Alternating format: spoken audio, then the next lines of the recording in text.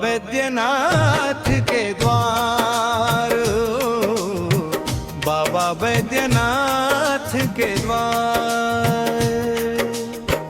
बोल बम के गूंजे जयकारा, बोल बम के गूंजे जयकारा, भर जल गंगा जल पार, भर जल गंगा जल पार।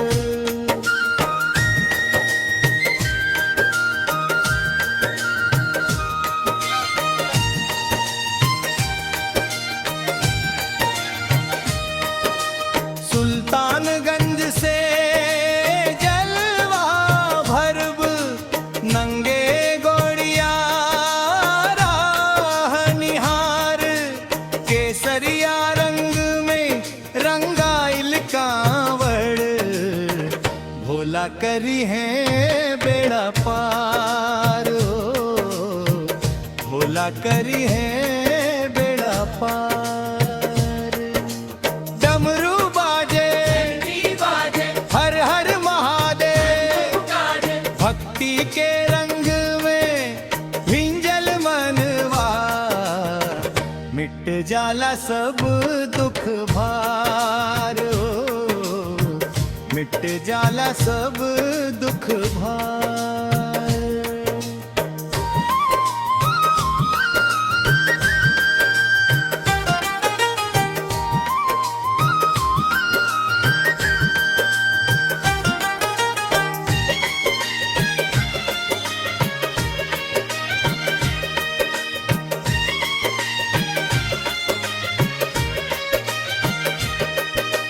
दीप जलाई बैद्यनाथ धाम में, माँ पार्वती के करब नमस्कार, सावन भर बाबा के महिमा गाइब, बरसाव सुख के उपहार, बरसाव सुख के उपहार।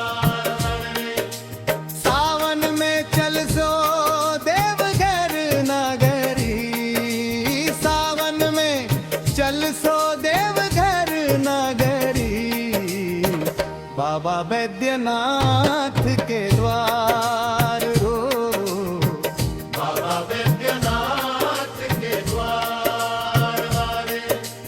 जे श्रद्धा से बाबा के ध्यावे, पूरा होखे सब अरमान,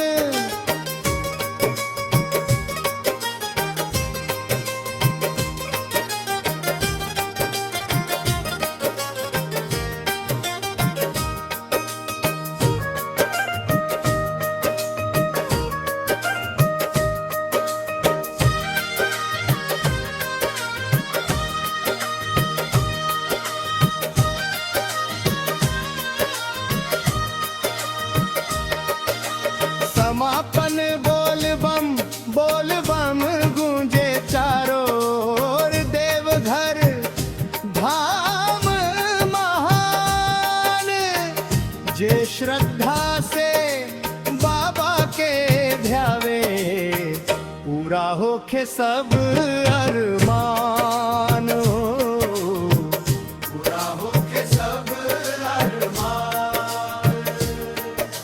सावन में चल सो देवघर नगरी, सावन में चल सो देवघर नगरी, बाबा बैद्यनाथ के द्वार, बाबा बैद्यनाथ के द्वार।